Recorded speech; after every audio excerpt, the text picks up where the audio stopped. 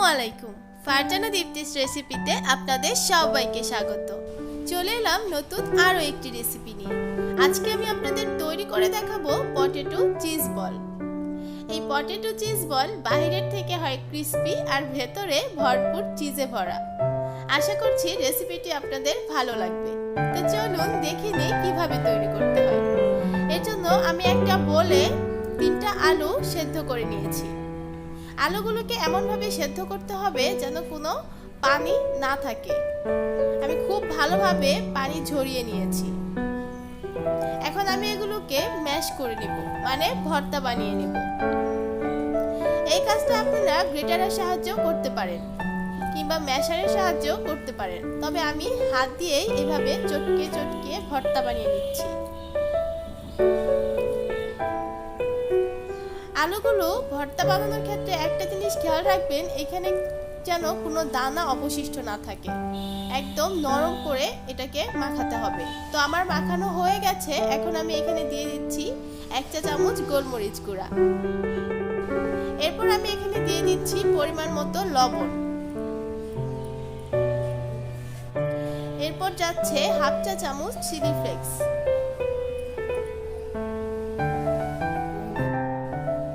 এরপর আমি দিয়ে দিচ্ছি 1/2 চা চামচ ড্রাইড অরিগানো।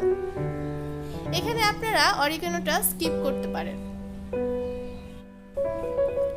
এবার এই মশলার সাথে আলুগুলোকে খুব ভালোভাবে মেশাতে হবে।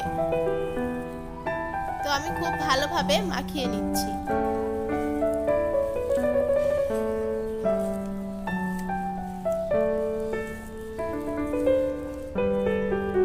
এখানে আমরা কর্নফ্লাওয়ার ইউজ করব আলুর পুরটাকে বাইন্ডিং এর জন্য। আর কর্নফ্লাওয়ারের পরিমাণটা আমি বলছি না, এটা আপনাদেরকে বুঝে নিতে হবে। আপনারা আলুটা মাখালে বুঝতে পারবেন এখানে ঠিক কতটুকু কর্নফ্লাওয়ার প্রয়োজন। আমি এখানে প্রথমে 1/2 টেবিল চামচ করে কর্নফ্লাওয়ার দিয়ে নিলাম। আমি এখানে মূলত 1 টেবিল চামচ কর্নফ্লাওয়ার ইউজ করেছি। পরে যদি লাগে আমি তারপরে আরো দিব। আমি আগে এগুলো দিয়েই দেখে নিচ্ছি এটা বাইন্ডিংটা ঠিক আছে কিনা।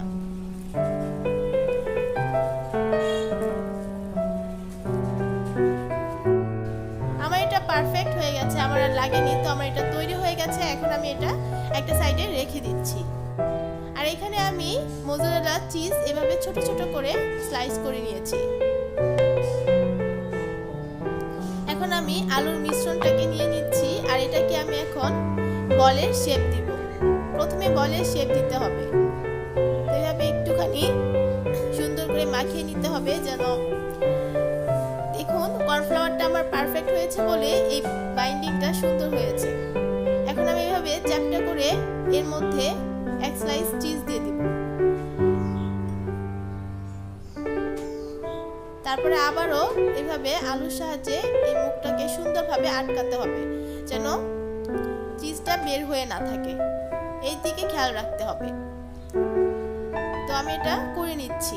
এখন আবারও এভাবে গোল শেপ দিয়ে দিব। এখানে আপনারা এটা গোল শেপ না দিয়ে আপনাদের পছন্দ মতো যে কোনো শেপই দিতে পারেন। তো আমি এটাকে রাউন্ড শেপই দিচ্ছি। আমার এটা হয়ে গেছে। এখন আমি এটা রেখে দিচ্ছি। আপনাদের বোঝার সুবিধার্থে আমি আরো একটা বল তৈরি করে দেখাবো। আসলে এটা বলার কিছু নেই, এটা আপনাকে ভিডিও দেখেই বুঝে নিতে হবে যে আমি ঠিক কিভাবে করছি। এটা আপনারা দেখেই বুঝে নেন।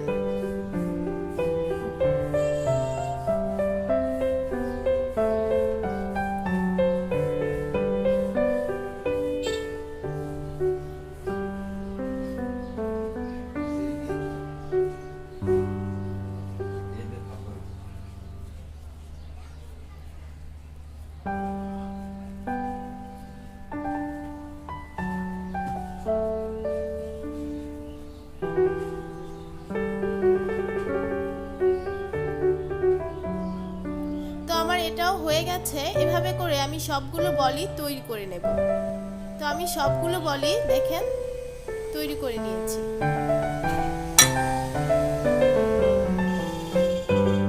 আমার সব সবগুলি বলই তৈরি করা হয়ে গেছে। এখন আমি একটা ডিম নিয়ে নিয়েছি আর ডিমটাকে খুব ভালো করে ফেটিয়ে নিতে হবে। আমার ডিমটা ফেটানো হয়ে গেছে। এখানে আমি ময়দার মধ্যে সামান্য একটু গোলমরিচ গুঁড়ো আর পরিমাণ মতো লবণ দিয়ে দিচ্ছি। এবার এটাকেও একটুখানি মিশিয়ে নিতে হবে ময়দার সাথে। এখানে আমি ময়দার পরিমাণটা বলছি না, কারণ ময়দার পরিমাণটা আপনাদের যে যার মতো করে নিতে পারেন। এখন এখান থেকে আলুর একটা বোল নিয়ে প্রথমে ময়দার মিশ্রণে দিয়ে দিচ্ছি, তারপরে এটা দিয়ে দিব ডিমের মিশ্রণে। আমি কিন্তু অলরেডি একটা আগেই কোট করে নিয়েছি। ভিডিওটা লম্বা হয়ে যাবে দেখে আমি ওটা দেখাইনি, পরেরটা দেখাচ্ছি।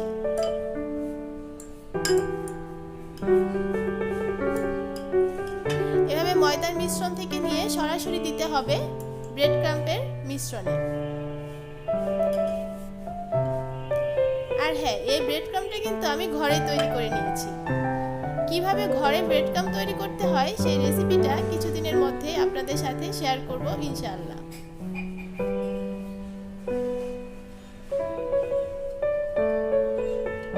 তো এখন আমি বলটাকে ব্রেড ক্রাম্পের সাথেও খুব ভালোভাবে কোট করে নিচ্ছি। আমার এটাও কোট করা হয়ে গেছে। এভাবে করে আমি সবগুলোই এভাবে কোট করে নিয়েছি। এখন এগুলোকে ভাজার ক্ষেত্রে একটা জিনিস মাথায় রাখতে হবে, এগুলোকে কিন্তু আমি 15 মিনিটের জন্য নর্মাল ফ্রিজে রেখে দিয়েছিলাম, সেখান থেকেই নিয়ে এসেছি। এবার এগুলোকে ভাজবো। আর চুলার আঁচটা আমার আছে মিডিয়াম হাইতে, আর তেলটাকে আমি মিডিয়াম গরম করে নিয়ে ছেড়ে দিলাম।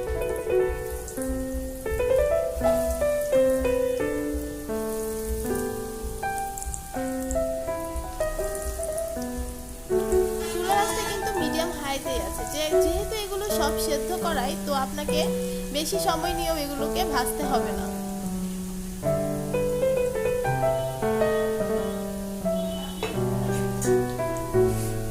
আমি 30 সেকেন্ডের মতো এক সাইড ভাজবো, তারপরে এটাকে উল্টিয়ে দেব।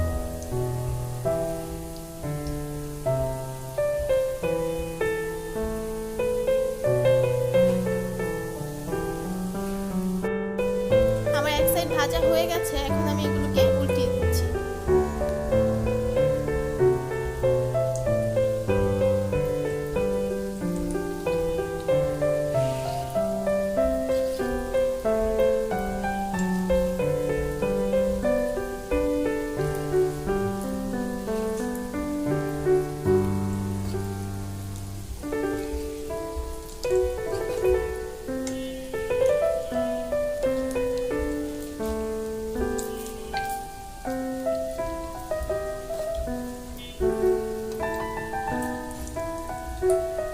আমার এগুলো উল্টানো হয়ে গেছে, বাকিটাও আমি 30 সেকেন্ডের মতো ভেজে নিব।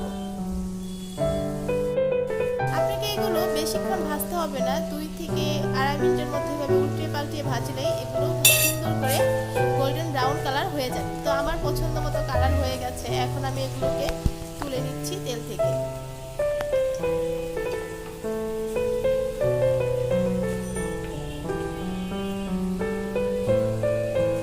দেখেই বুঝতে পারছেন এগুলো কতটা ক্রিস্পি হয়েছে। আমি সবগুলো বলি এভাবে উঠিয়ে নিচ্ছি।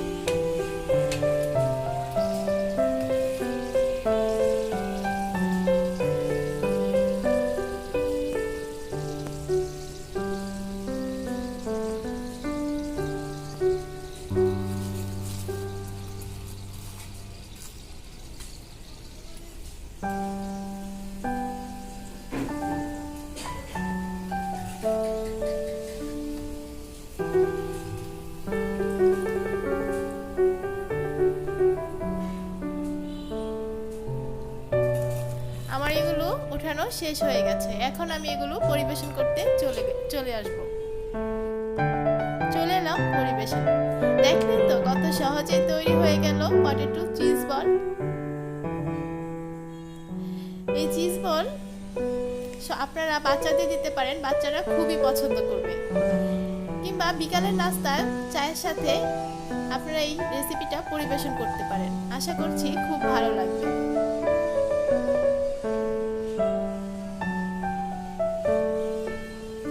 বাইরে থেকে হয় ক্রিসপি আর ভেতরে ভরপুর চিজে ভরা, দেখতেই পাচ্ছেন।